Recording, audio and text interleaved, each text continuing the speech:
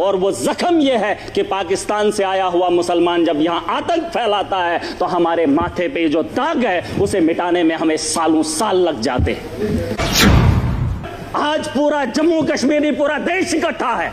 जवाब देने का वक्त आ गया है। ताकत का जवाब ताकत से देंगे, गोली का जवाब गोली से देंगे, तब जाके अमन और शांति की बहाली की उम्मीद कर सकता हूं सर। वरना आज ये हाउस चला 22 तारीख का वो मातम, आज हम बात करेंगे, महीने के बाद फिर किसी जगह फिर कोई कातिलाना हमला करेगा, फिर हमारे बच्चों को जो है स्कूल जाने से रोका जाएगा, फिर हमारे घरों पे बमबारी होगी, फिर मुसलमान को हकारत की निगाह से देखा जाएगा। आज मौका है, आज मौका है, आज पूरा देश इकट्ठा है, मुसलमान साथ है। यहां उधमपुर में पहलगाम के बाद उधमपुर में आतंकवादी हमला हुआ, एक मुसलमान ने गोली खाई। मैं चाहता हूं कि आप यहां पर यह दाग न लगाए, पाकिस्तान को मौका मत दें।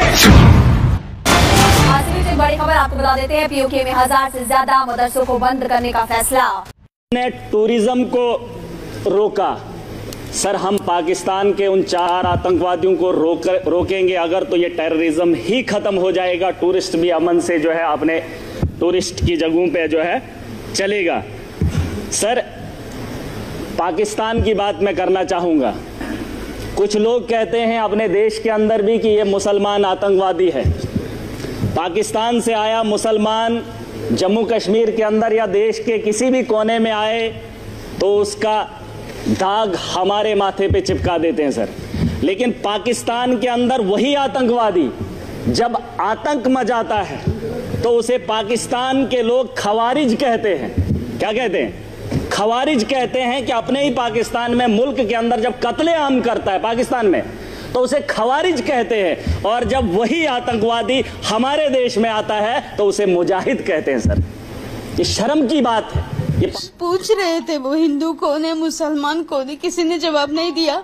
तो हमारे साथ जो हेमंत जोशी थे वो बोले कि क्या क्यों कर रहे हो आप लोग, हम कुछ नहीं कर रहे। तो उनको डायरेक्टली शूट किया तो वो खड़े थे तो हमारे सामने ही नीचे गिर गए। फिर मेरा हस्बैंड बोले कि गोली मत चलाओ, हम लोग नीचे बैठते हैं, कुछ मत करो तो कुछ मत बताओ, आप लोगों ने आतंक मचा के रखा है। हमने क्या किया है, हमने कहां से आतंक मचा के रखा है, वही समझ में नहीं आ रहा। बात है ये, पाकिस्तान को ये बात बताना बहुत जरूरी है। या तो जिन लोगों को आप यहाँ पे भेज रहे हो वो भी मासूमों का कत्ल कर रहे हैं, और जब आपके मुल्क में वो लोग कत्ल करते हैं तो आप उन्हें खवारिज ना कहिए, आप उन्हें भी वही बात बताइए। बेटों में कोई फिलहाल अलवाल नहीं है इनका, क्या करना है, आगे जाना है नहीं जाना है, या वापस रिटर्न होना है, ना इधर छोड़ रहे आगे कि अपने घर चले जाएं वापस, कुछ भी अपडेट नहीं है। के अंदर अफरा तफरी का माहौल है, मुसलमान हिंदू के साथ लड़ रहा है। उन्होंने जो नाम पूछा है, को यकीन है कि हमला पास लिया, उसका जख्म जो है भर गया।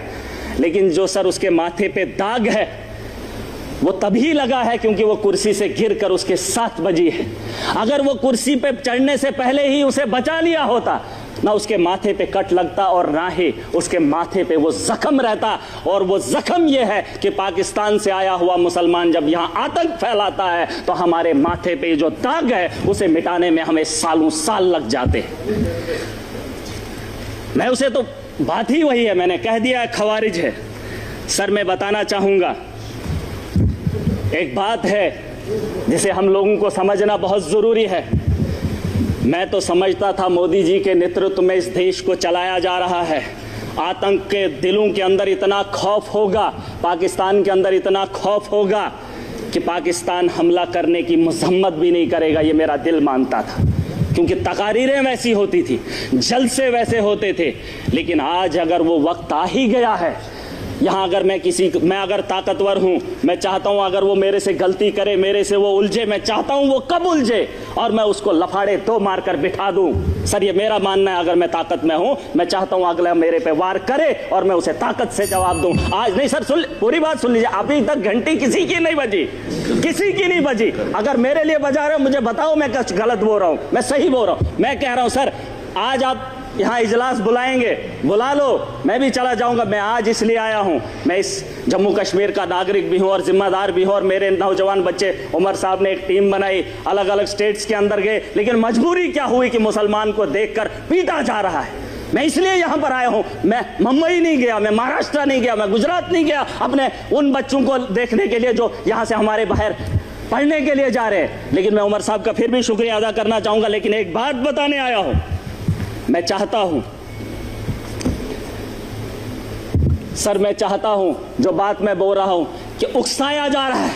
पाकिस्तान बड़े आदमी को, ताकतवर को कभी कमजोर नहीं उकसाता है।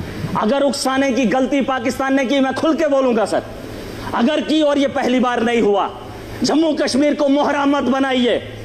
मिलकर आज पूरा जम्मू कश्मीर, पूरा देश इकट्ठा है।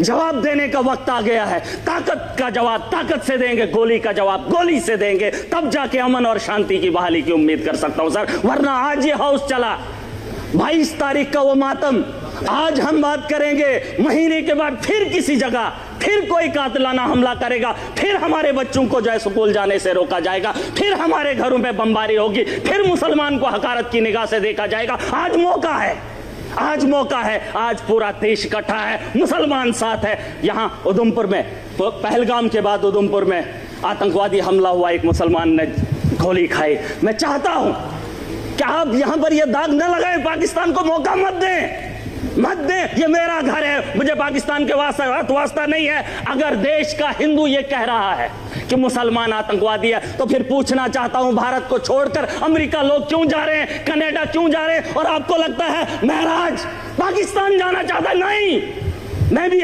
दुनिया के उन बेहतरीन ममालिक में जाना चाहता हूं जहां बेहतर जिंदगी मुझे मिले। ये भिखारियों का देश, जहां खुद भूखे नंगे लोग हूं, उस पाकिस्तान में मैं जाना चाहूंगा। ये दाग खत्म कर दीजिए, ये सोच खत्म कर दीजिए। मैं एक लोकतंत्र मुल्क में रह रहा हूं, जमहूरियत का मुल्क है, यहां आजादी है, मेरे जैसे इंसान को बोलने का अधिकार है।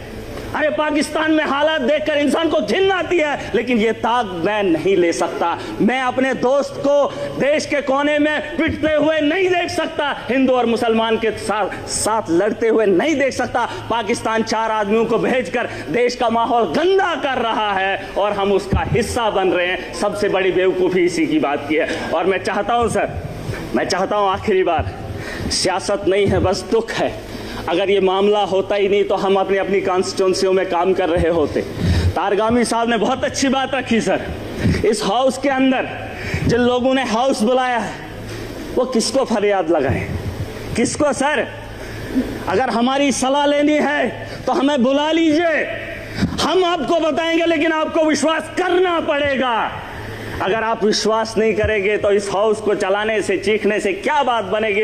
वैसे तो डिबेट में पाकिस्तान के लोगों को भी बुलाकर बात कर ही लेते हैं। लेकिन जो पानी का मामला है सर, पानी का मामला रोकना ठीक है सर, लेकिन हम उसको उतना नहीं रोक पाएंगे।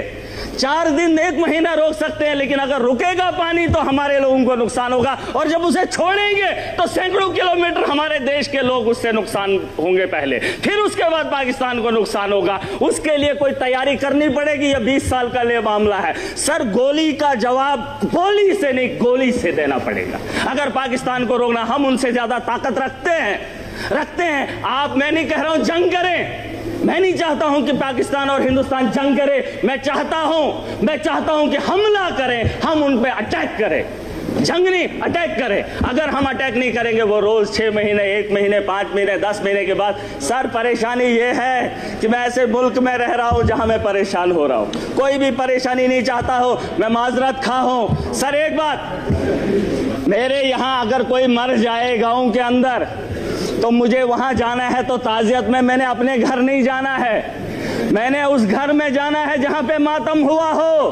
पूछना चाहता हूं सर, अगर बैरून ममालिक का ये दौरा रद्द होता है तो फिर बिहार जाना जरूरी नहीं था, पहलगाम आना जरूरी था, उन लोगों से दर्द बांटना जरूरी था। सर, ये मेरा एक दर्द है, दुख है जो मैं बयान कर रहा हूं। Thank you.